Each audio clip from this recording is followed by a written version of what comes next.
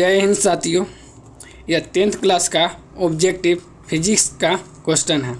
2024 के लिए ये इम्पोर्टेंट है। देखिए क्वेश्चन, प्रकाश किसका रूप है?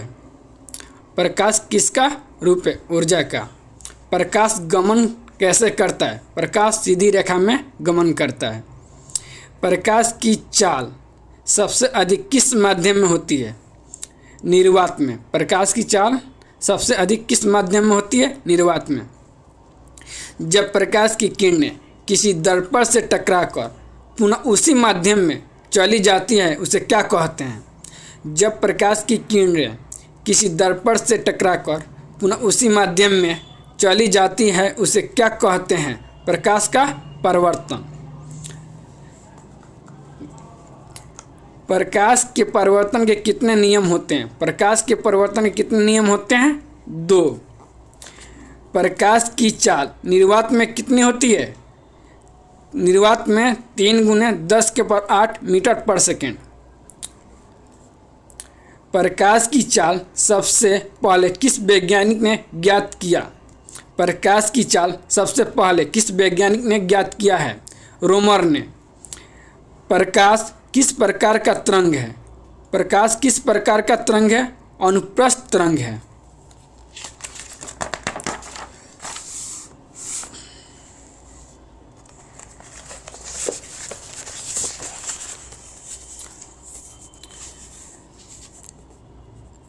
देखिए अगला क्वेश्चन है, जिस वस्तु का अपना प्रकाश होता है उसे क्या कहते हैं? प्रदीप या दीप्तमान कहते हैं। और जिसका प्रकाश अपना नहीं होता उसे क्या कहते हैं? अदीप्त कहते हैं। जिस वस्तु का अपना प्रकाश नहीं होता है उसे क्या कहते हैं? अदीप्त कहते हैं। देखिए अगला क्वेश्चन, वे किरणपुंज जो एक बिंदु से निकलकर फैलती है उसे क्या कहते हैं? यानी एक बिंदु से निकलकर फैलती है उसे क्या कहते हैं? अपसारी किरणपुंज। देखिए अगला क्वेश्चन, वैसा किरणपुंज जो भिन्न भिन्न दिशाओं से आकर एक बिंदु पर मिलता है उसे क्या कहते हैं? अभिसारी किरणपुंज। यानी वैसा किरणपुंज जो भिन्न भिन्न दिशाओं से आकर एक बिंदु पर मिलता है उसे क्या कहते हैं? अभिसारी किरणपुंज। देखिए अगला क्वेश्चन, वैसा किरणपुंज जो एक दूसरे के समानांतर जाता है तो उसे क्या कहते हैं? यानी वैसा किरणपुंज जो एक दूसरे के समानांतर जाता है तो उसे क्या कहते हैं? समांतर किरणपुंज। देखिए अगला क्वेश्चन, आपतन कोण किसके बराबर होता है? परावर्तन कोण। आपतन कोण किसके बराबर होता है? परावर्तन कोण। श्वेत प्रकाश में कितने रंग होते हैं? 5। श्वेत प्रकाश में कितने रंग होते हैं? 5। देखिए इसके आगे क्वेश्चन देखेंगे।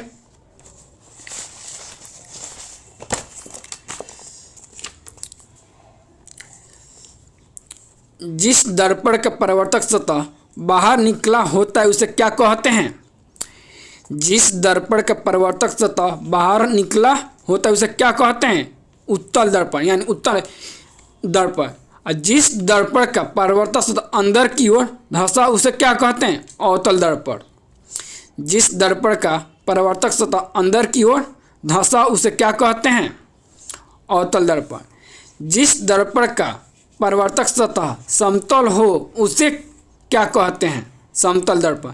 जिस दर्पण का परावर्तक सतह समतल हो उसे क्या कहते हैं? समतल दर्पण। उत्तल दर्पण में कैसा प्रतिबिंब बनता है? उत्तल दर्पण में कैसा प्रतिबिंब बनता है? काल्पनिक और छोटा।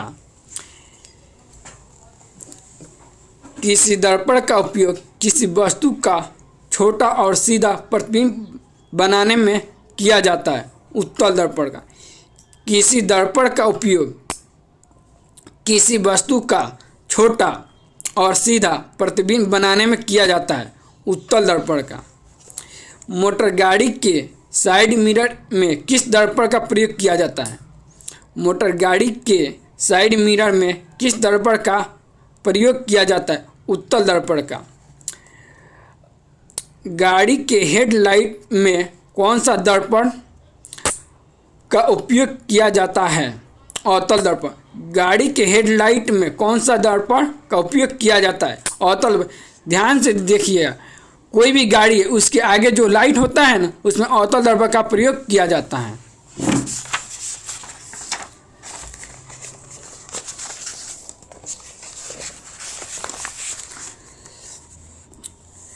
देखिए अगला क्वेश्चन है, चिकित्सा के क्षेत्र में किस दर्पण का प्रयोग किया जाता है? अवतल दर्पण। यानी जो भी डॉक्टर हैं वह अवतल दर्पण का प्रयोग करते हैं। दाढ़ी बनाने में किस प्रकार के दर्पण का प्रयोग किया जाता है? अवतल दर्पण का। मोटर गाड़ी के हेडलाइट में तथा बैक लाइट में किस दर्पण का प्रयोग किया जाता है? अवतल दर्पण का। मोटर गाड़ी के हेडलाइट तथा बैक लाइट में किस दर्पण का प्रयोग किया जाता है? अवतल दर्पण। दर्पण के लंबाई को क्या कहते हैं? द्वारक। दर्पण के लंबाई को क्या कहते हैं? द्वारक। अगला क्वेश्चन देखिए, वह रेखा जो वक्रता केंद्र और ध्रुव से होकर गुजरता है उसे क्या कहते हैं? प्रधान अक्ष या मुख्य अक्ष। वह रेखा जो वक्रता केंद्र और ध्रुव से होकर गुजरता है उसे क्या कहते हैं? प्रधान अक्ष या मुख्य अक्ष। वक्रता केंद्र और ध्रुव के मध्य में जो बिंदु होता है उसे क्या कहते हैं? फोकस। वक्रता केंद्र और ध्रुव के मध्य में जो बिंदु होता है उसे क्या कहते हैं? फोकस। अवतल दर्पण में जब वस्तु अनंत पे हो तो उसका प्रतिबिंब कहाँ बनेगा? जब अनंत पर वस्तु होगा तो उसका प्रतिबिंब फोकस पर बनेगा। यदि वस्तु फोकस पर होगा तो उसका प्रतिबिंब अनंत पर बनेगा। किसमें? अवतल दर्पण में।